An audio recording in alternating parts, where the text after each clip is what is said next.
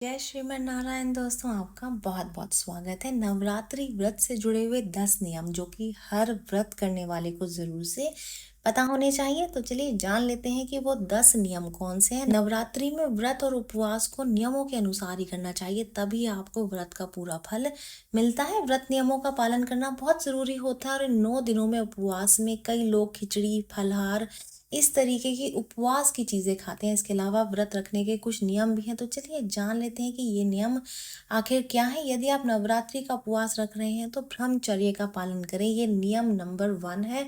सबसे पहला नियम है। दूसरा नियम ये है कि इन 9 दिनों में झूठ नहीं बोलना है, कोई क्रोध नहीं करना है, घर में कलेश का वातावरण नहीं बनाना है, ना ही कुछ भी ऐसा करना है जिससे कि नकारात्मक ऊर्जा हमारे घर में वास करे, क्योंकि उस समय जो है वो माता रानी हमारे घर में विराजमान है। सारा कुछ पॉजिटिविटी है, सकारात्मक सब कुछ चल रहा है, तो ऐसा कुछ भी ना करने पाए जिससे कि घर का माहौल जो है वो नकारात्मक हो जाए, खराब हो जाए। तीसरा नियम ये है कि 9 दिनों में किसी भी प्रकार से किसी महिला या फिर कन्या का अपमान नहीं करना चाहिए, क्योंकि ये कहा जाता है कि नवरात्रि के दिनों में कन्या में जो है माँ दुर्गा का वास होता है, और अगर माँ दुर्गा का वास इन कन्याओं में है तो आप उनका अपमान भूल से भी आपको नहीं करना चाहिए। नियम नंबर 4 यानी कि चौथा नियम है, इन 9 दिनों में यदि आप उपवास नहीं कर रहे हैं तो भी आपको गुटखा, पान, मद्यपान, मांस भक्षण और मसालेदार भोजन नहीं करना चाहिए। व्रत में बार बार जल पीने से भी बचना चाहिए। पांचवा नियम यह है कि अधिकतर लोग 2 समय खूब फलहारी खा करके उपवास करते हैं। ऐसा करने से व्रत का फल नहीं मिलता है। उपवास को उपवास के तरीके से ही करना चाहिए।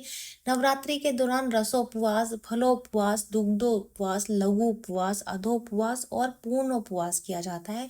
जिसकी जैसी क्षमता होती है, यानी कि जिसका शरीर जैसी उसको इजाजत देता है वो वैसा ही व्रत करता है, वैसा ही उपवास करता है। छठा नियम इस व्रत का ये है कि व्रत में यात्रा, सहवास, वार्ता, भोजन, गाली बकना, इन सब को त्याग करके नियम पूर्वक व्रत रखना चाहिए, तो ही उसका फल मिलता है। परंतु कई लोग ऐसा नहीं करते और अक्सर वो ये सोचते हैं कि मैंने 9 के 9 व्रत रखे हैं, अच्छे से माता रानी की पूजा की है, दोनों समय भोग लगाया है, दोनों समय दिया बाती आरती सब कुछ किया है, लेकिन मुझे मेरी पूजा का पूरा फल नहीं मिल रहा है। लेकिन वो ये भूल जाते हैं कि उन्होंने कहीं ना कहीं गलती की है, कहीं ना कहीं उनके मुंह से अपशब्द जो है वो निकल जाता है, या उन्होंने जो है वो नियम पूर्वक व्रत को नहीं रखा है, इस वजह से उनको पूरा फल जो है वो व्रत का नहीं मिल पा रहा है।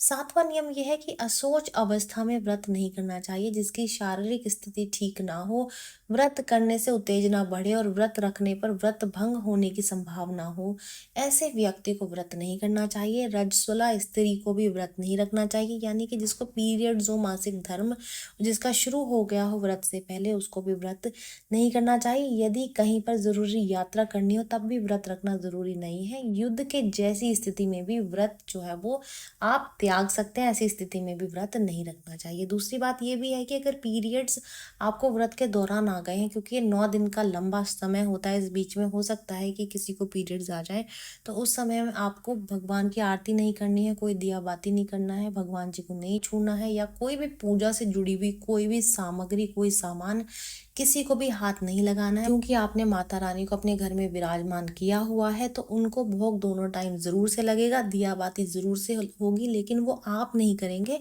वो आपके घर का कोई भी सदस्य कर सकता है। आपको किसी से जरूर से करवा लेना चाहिए। आठवां नियम यह है कि माता जी का व्रत रख के शास्त्र सम्मत विधिवत पूजा अर्चना करनी चाहिए। व्रत को बीच में ही तोड़ना नहीं चाहिए। यदि कोई गंभीर बात हो तो माता जी से क्षमा याचना मांग करके आप व्रत तोड़ सकते हैं। नौवां नियम यह है कि अधोपवास, अर्थात यदि एक समय भोजन करने का व्रत ले रखा है तो ये भी जानना जरूरी है कि भोजन में क्या खाना है और क्या नहीं। जैसे कि नवमी के दिन लौकी नहीं खाते हैं, इस बात का ध्यान रखें कि लौकी जो है वो नवमी के दिन खास करके नहीं खाई जाती है। 10वां और आखिरी नियम यह है कि सप्तमी, अष्टमी या फिर नवमी के दिन व्रत का पारण अगर आप कर रहे हैं तो व्रत का उद्यापन जरूर से करें और 9 कन्याओं को भोजन करा करके उन्हें दक्षिणा दें, तभी व्रत का फल मिलता है। ऐसे आप 7, 8 और 9 कन्याओं को जो है वो भोजन करा सकते हैं, लेकिन अगर आप अपना व्रत सप्तमी को खोलते हैं तो 7 कन्याएं होनी चाहिए। हालांकि आप 8, 9 को भी बिठा सकते हैं, लेकिन अष्टमी को खोल रहे हैं तो 8 और नवमी को खोल रहे हैं व्रत तो 9 कन्याएं जरूर से होनी चाहिए, बाकी ज़्यादा कितनी भी हो सकती हैं। ये जानकारी यहीं तक ही, उम्मीद है दी गई जानकारी आपके काम आएगी और आप उसका लाभ उठाएँगे। जो लोग वीडियो देख रहे हैं, वीडियो को लाइक कर दीजिए, चैनल को सब्सक्राइब कर दें, नोटिफ़िकेशन बेल को दबाना बिल्कुल भी ना भूलें, क्योंकि यहाँ पर इस तरीके की महत्वपूर्ण जानकारियाँ मिलती रहती। तो चलिए मिलते हैं नई वीडियो में नई जानकारी के साथ। जय श्रीमन नारायण दोस्तों, जय श्री कृष्ण।